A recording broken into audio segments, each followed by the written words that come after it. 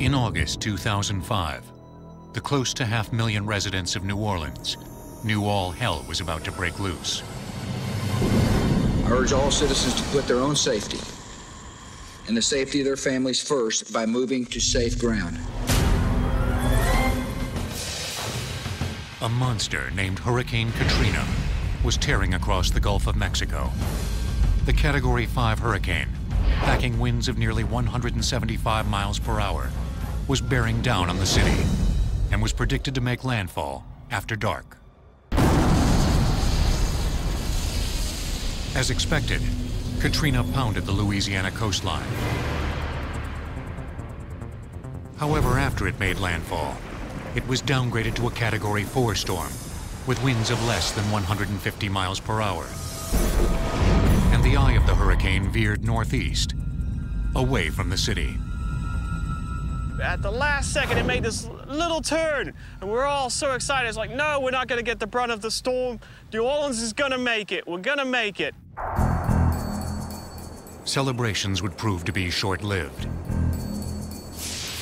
By missing the city, Katrina's ferocious winds, moving in a counterclockwise pattern over Lake Pontchartrain to the north and the Gulf of Mexico to the east, sent an estimated 15-foot storm surge into the city through its backdoor drainage canal system.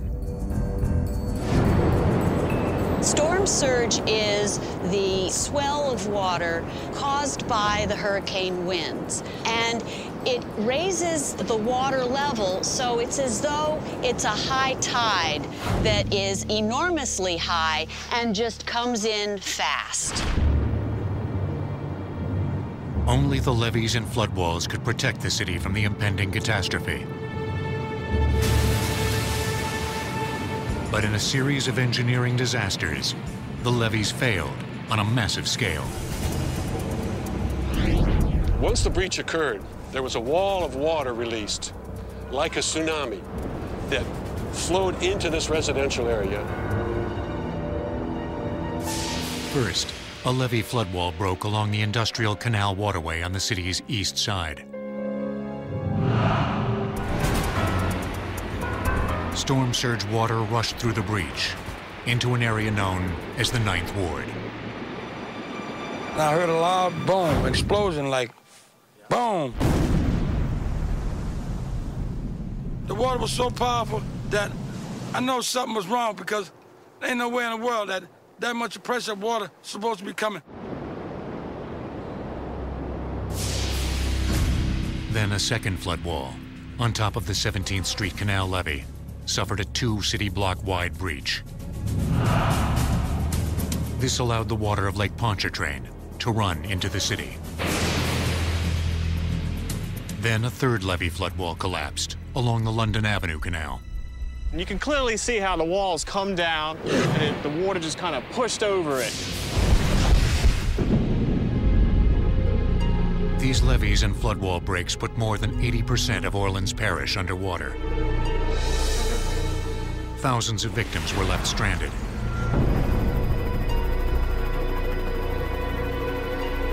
We are dealing with one of the worst natural disasters in our nation's history. With the city submerged, New Orleans' system of mammoth water pumps, used for more than 80 years to drain the city, was of little use. Our biggest problem was water. Water rolled into the station, rolled across the floor. The power had to be cut to them. Water rose to this height right here. That's it. Our pumps are shut down. We're dead in the water. We're decommissioned. No more pumping. But the flooding wasn't the only disaster Katrina visited upon New Orleans.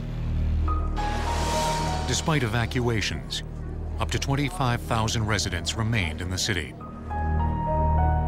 Many fled to the Louisiana Superdome, a structure built on higher ground and supposedly engineered to withstand hurricane-force winds.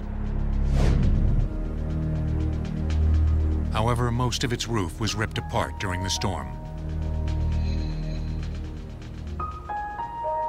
It was quite devastating to the dome itself. It was a horrible environment to be in a space with a number of holes in the roof, water entering, no electricity, the plumbing systems beginning to back up, all as a result of these tremendous wind pressures on the roof structure itself. Thousands were rescued from high water, many from rooftops. Getting relief to victims became extraordinarily difficult. In another engineering disaster, a main route into the city, the Interstate 10 twin-span bridge, collapsed as a result of the storm's massive water surge. This is what the bridge looked like before Katrina. When this powerful storm came through, it just devastated the bridge. And you can see right here that there's nothing left of these 265-ton concrete segments. The city was left with no power, scarce drinking water, dwindling food supplies, and incidents of looting. Hey, drop! Up to 1,300 victims did not survive. New Orleans looked like a third world country.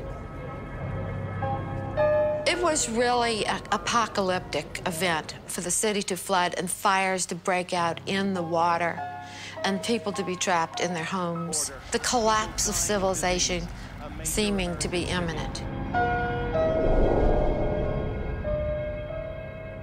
Why had New Orleans been so vulnerable? A shocked nation began to look for answers. The mystery that we're trying to uncover in terms of the engineering performance of the design is what caused the variety of failures that we saw. Was it a strong hurricane or a weak design? An army of scientists, geologists, and engineers descended on the crippled city to unlock this mystery. One of the so-called geodetectives was Dr. Joseph Suheda, an oceanographer, geotechnical coastal engineer, and former professor at Louisiana State University. Right after the storm hit, I investigated the causes for some of the breaches and flood wall failures that occurred. We had to do this immediately after the storm before any evidence would be erased by either repairs or some natural processes that would obscure what we were trying to look at. Dr. Suheda reached the scene without a moment to spare. The Army Corps of Engineers was rapidly repairing the levee and floodwall breaks to protect against further storms, which could strike during the remainder of what would turn out to be an extremely active hurricane season. There were a lot of unknown factors in terms of the levee breaches. And so we had to look into the factors that would explain why they failed under conditions that would appear that they should not have failed under. In fact, the engineering failures may have been over 300 years in the making. Beginning when the French arrived at the end of the 17th century. The first settlers found a swampy area they called Le Flottant, the floating land. The soil on which New Orleans was built is naturally very wet, even spongy, and consists of silt carried from the Mississippi River. The city is mostly surrounded by water. Only parts of New Orleans are a few feet above sea level. Most of it is either at or 10 feet below sea level. The topography has been likened to a soup bowl because the front, the river end, is high of the rim, and the middle is low, like the bottom of a bowl. Before it was known as the Big Easy, New Orleans was named the Crescent City. The French first built on the crescent-shaped high elevation along the Mississippi River. This is where the famous French Quarter is now located. From the beginning, the French had problems with flooding from the Mississippi River. So they began to build a system of levees. A levee is an earthen dam that runs along a waterway.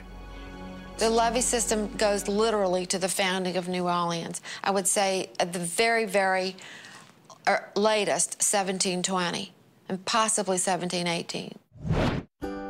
After the Louisiana Purchase in 1803, the United States took control of the city. As it grew, the swampland below sea level was converted into farmland. During the next 100 years, some 350 miles of levees were built to protect this new land. Individual landowners, plantation owners, were responsible for building and maintaining the levees. So it was a very private-based, non-governmental type of action.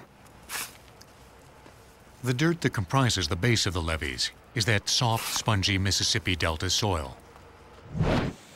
What we have here is an example of a delta soil in terms of its characteristics of having high organic content, being very, very weak, having high clay content. In 1927, the United States Army Corps of Engineers took control of the levee system. The Corps widened many of the levees and built them higher. But as the system was strengthened, there was another problem. New Orleans and the metropolitan area is sinking because of the geology of the soils beneath the city. The water that's in the material is being squeezed out, and so the surface has been moving down and will continue to move down for hundreds of years. This sinking is known as subsidence. It's caused by the reclaiming of swampland. When water and mud were pumped out, the area began to fall even further below sea level. Subsidence at one time had been balanced by sedimentation. New silt, sand, and clay deposited when the Mississippi River flooded. But since the levees were constructed, the river has been controlled, and sedimentation has stopped in New Orleans. The estimates vary for the sinking rates, but we have them as high as 1 inch a year, the typical being about a ½ inch a year of actual sinking of the surface downward over time. Even at a rate of a ½ inch per year, the city will subside or sink more than 4 feet in a century. For decades, geological experts warned of the peril of this sinking city and the fragile levee system that protected it. This was a disaster waiting to happen because we knew there were hurricanes that could flood the city with the protection that we had. Dr. Suheta was determined to find the failures that caused the levees to break. The evidence he was about to uncover would provide the first clues to how this engineering disaster could have occurred.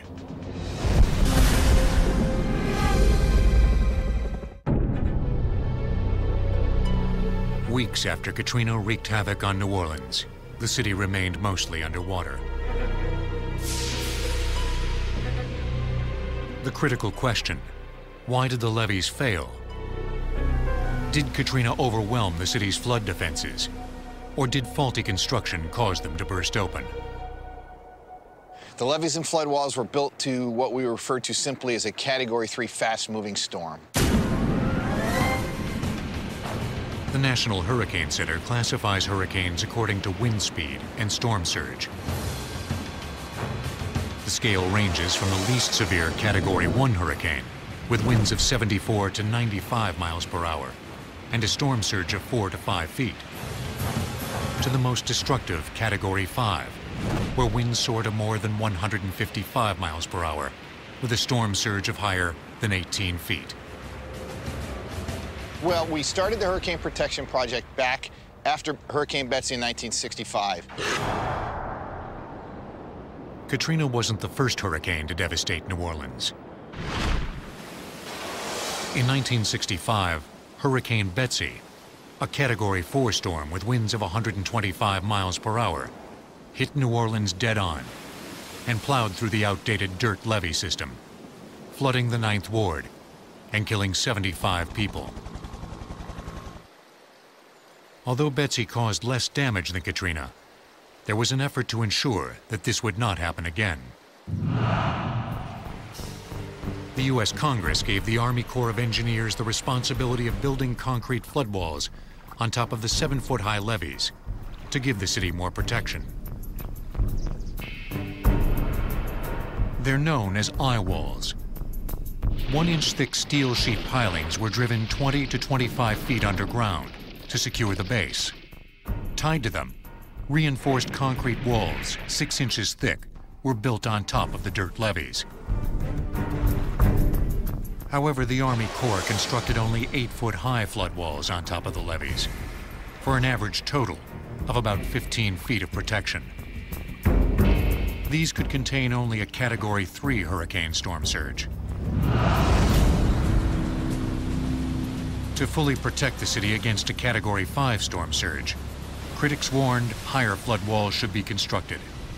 The Army Corps of Engineers in New Orleans was only authorized to build a Category 3 protection type system by the Congress of the United States. A Category 5 would have required different authorizations and extremely high amount more of funding. Katrina was a Category 4 storm, with an estimated surge of more than 15 feet. Geodetective Joseph Suheda uncovered evidence suggesting one floodwall failure was caused by the action of the water overtopping it. This occurred on the east side of the city, at the Industrial Canal. It was a condition like this where the water would come over the top of the flood wall and actually plunge down and scour at the base.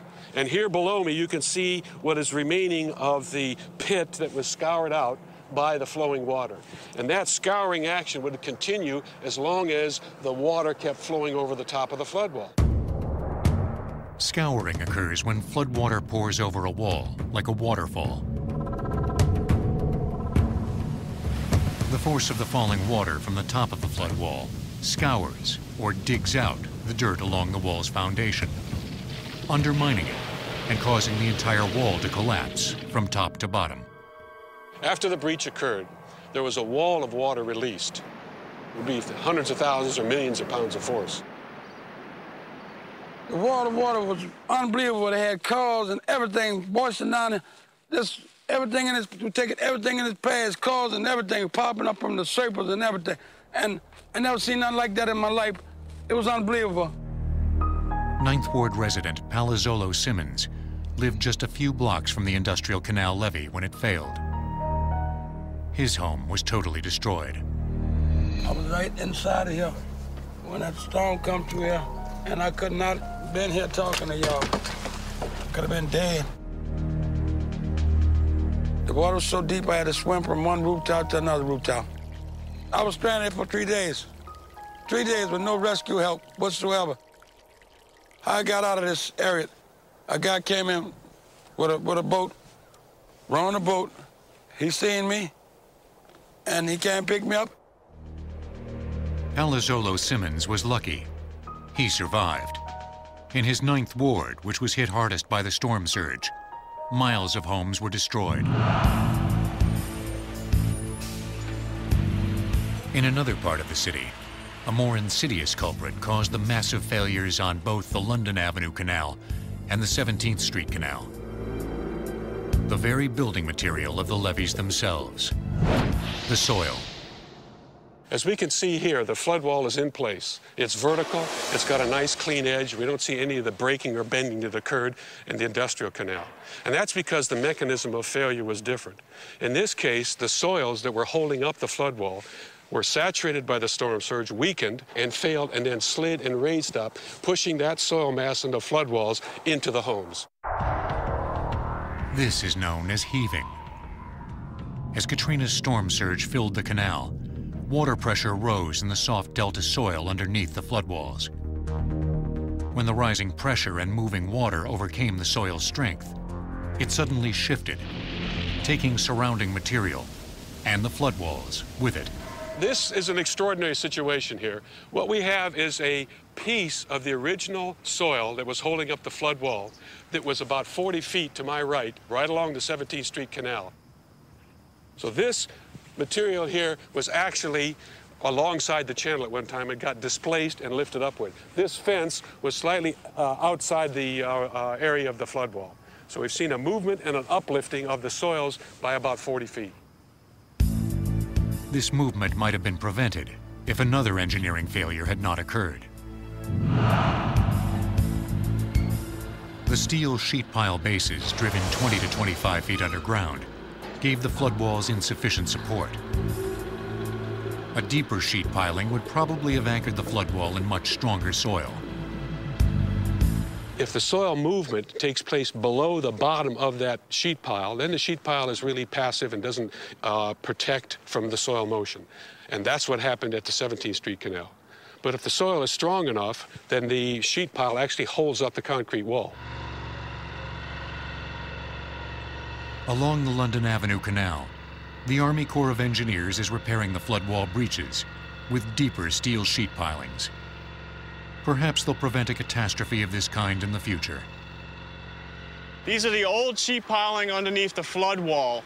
The new sheet piling we're driving are 79 feet, are these big ones right here, and these are the old ones, which are 22 feet. It's a much stronger sheet pile section than the old sheet pile. Another repair the Army Corps has undertaken is the replacement of the old eye walls with what are known as T-walls.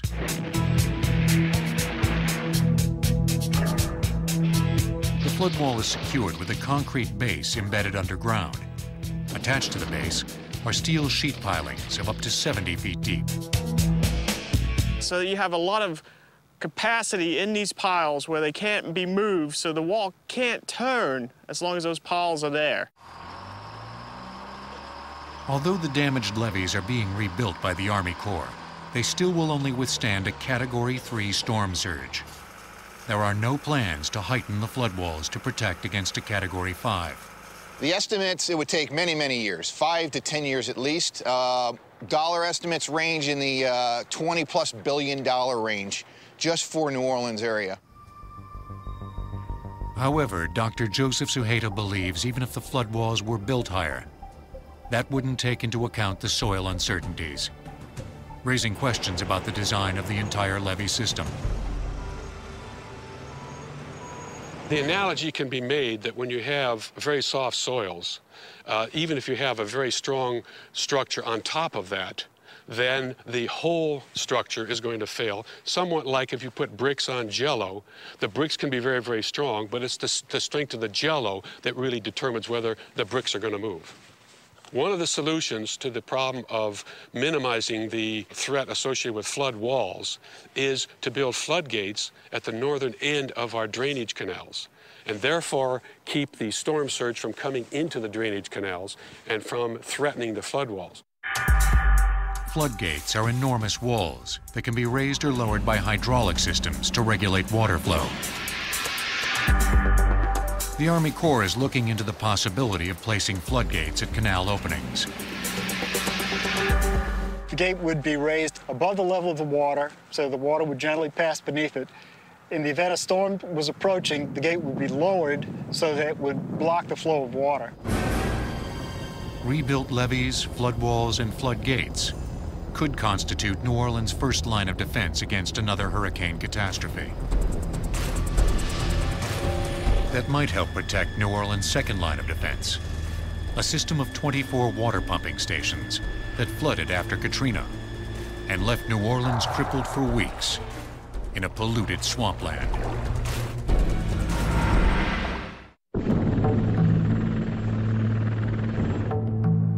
For more than 2 weeks after Katrina hit, New Orleans remained underwater.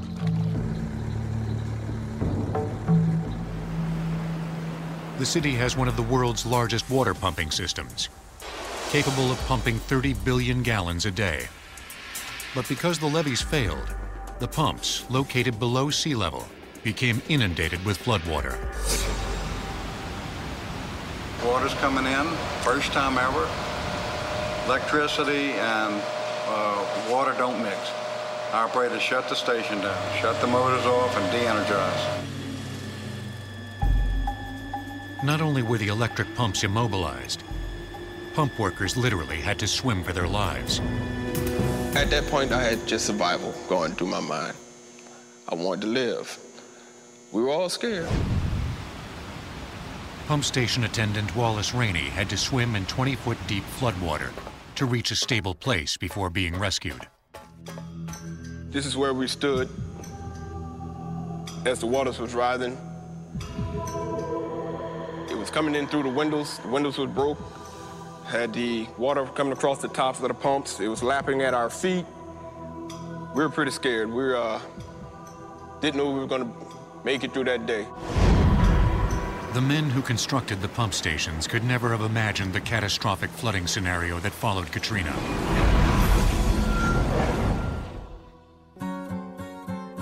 For centuries, New Orleans had attempted to deal with water accumulation problems. But it wasn't until 1912, when Albert Baldwin Wood invented a successful screw pump, that the city found a solution.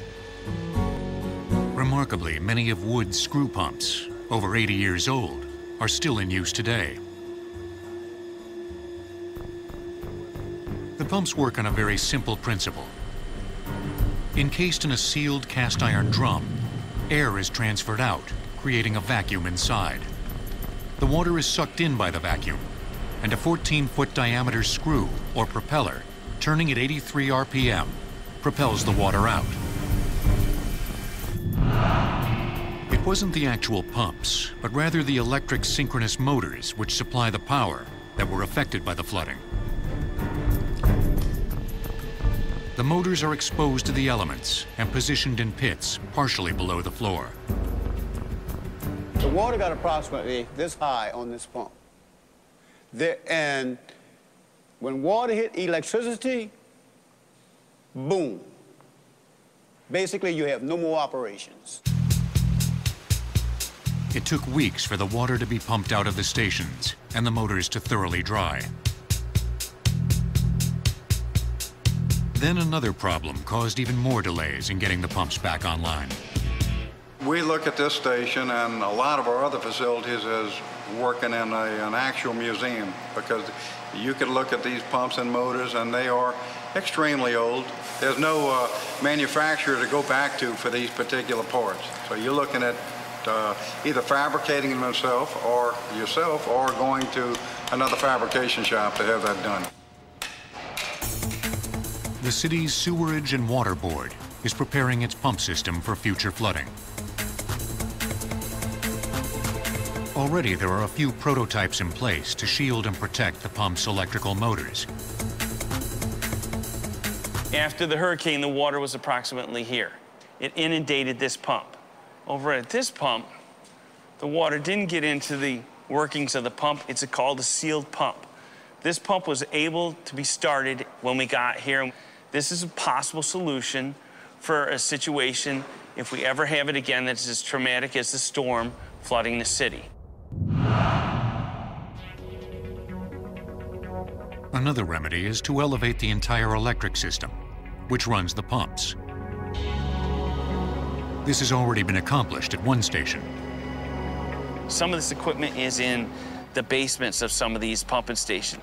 That equipment possibly needs to be higher so that if we do get a situation where we need the pumps and there's a lot of water in the city, that this equipment stays dry.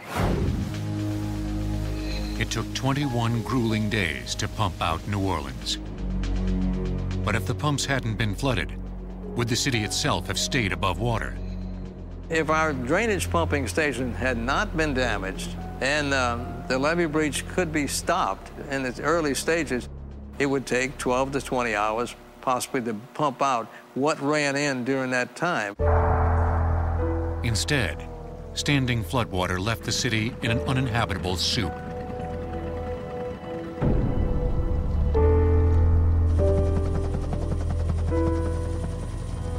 Thousands sought shelter in the New Orleans Superdome. But another engineering disaster would make this shelter of last resort a living nightmare.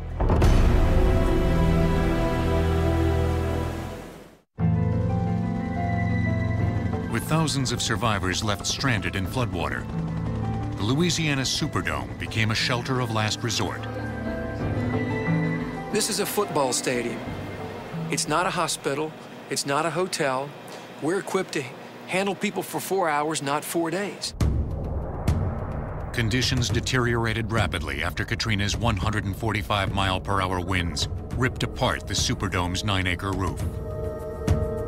Hurricane-force winds began to cut, pierce, and slice this roofing system, resulting in something similar to an onion, beginning to peel back the layers. First the membrane, then the insulation, then the structural deck. Inside the Superdome, rain pouring in from the damaged roof shorted out the main electrical system. The dome had to depend on a backup generator. It was like living an epic disaster film. It's an unbelievable experience. So there's minimal lighting, there's no air conditioning, and it's just a matter of time before you lose water pressure. You have, 15 to 20, 25,000 people eventually in your building using the restroom with no water pressure. You can imagine what that's like. So we lost the toilets and the ability for people to use the facilities in here after a couple of days. The Superdome was built to withstand winds stronger than Katrina's gusts. Yet the structure proved to be another New Orleans engineering disaster. Constructed in 1975, the 1.9 million square foot indoor stadium was one of the first sports domes of its kind. The stadium itself covers 13 acres. It reaches 27 stories at its peak and encloses a volume of more than 125 million cubic feet. Some 20,000 tons of steel and 150,000 cubic yards of concrete were required for its construction. And certainly the Superdome was built to the code at that time in 1975. The building structurally is very sound. So yes, it was built to withstand hurricane force winds. Why then did the roof fail when subjected to Katrina's winds? The engineering disaster involved not the structure's roof itself, but rather the surface that covers the roof. It's a rubber membrane over a 2-inch styrofoam-based material that is laid over a metal deck. And we lost one of the apex vents, one of the exhaust dampers at the very top, very apex of our roof, 270 feet above the floor. The exhaust dampers are housed in 5-foot-high, 20-foot-long box structures, resting on the roof surface. When the hurricane winds blew one of the dampers off the roof, the resulting breach exposed the rubberized roof membrane. It began to tear. Once this occurred, the winds were able to move under the membrane seal and shred it piece by piece. The effect on this roof was the removal of almost 70% of the membrane itself, exposing all of the structural metal deck and opening up the holes into the roof itself. The Superdome roof would have to be rebuilt. By November 2005, the roof had been covered with a thin, temporary, hardened foam surface.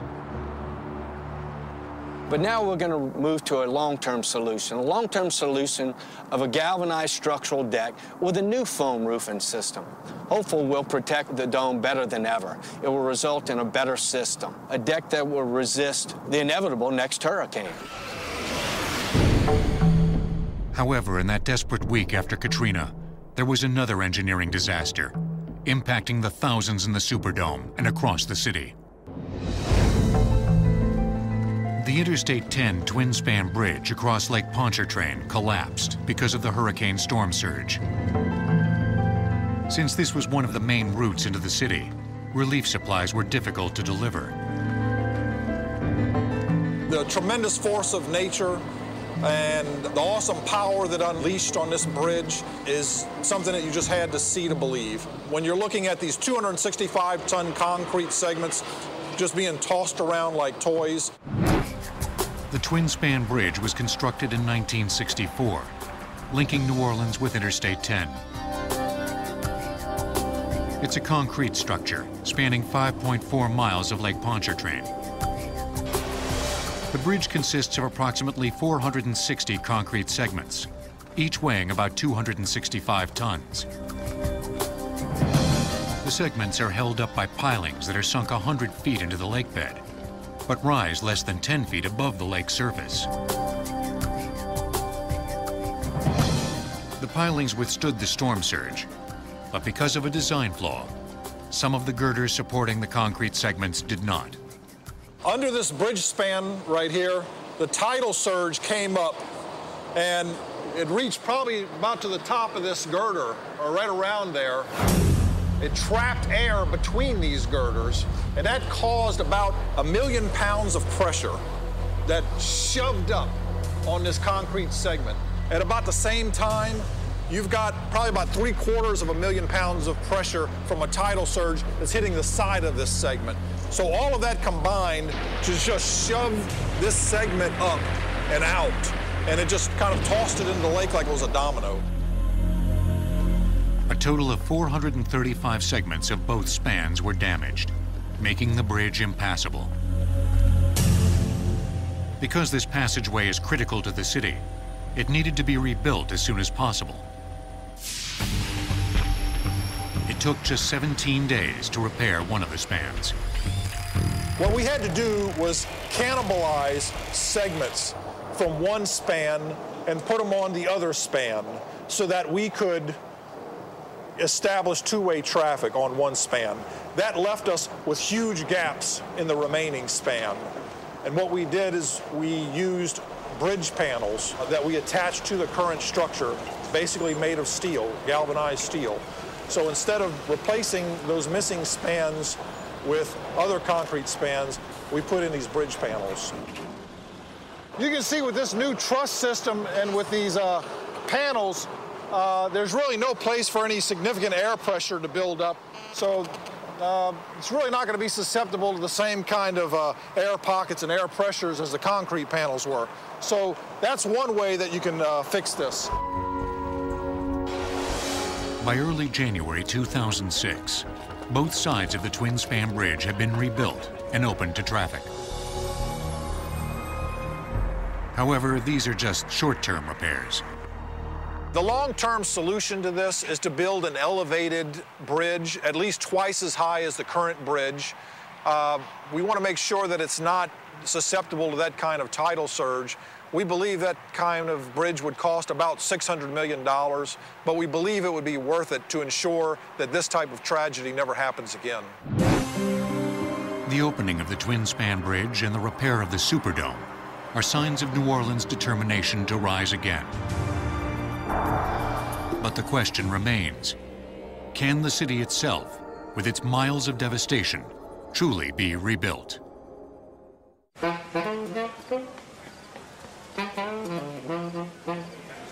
On Bourbon Street, the neon lights are flashing, and the booze and jazz are flowing. The Big Easy is making its best effort to come back. But the French Quarter is located on the city's highest ground and received the least amount of flood damage.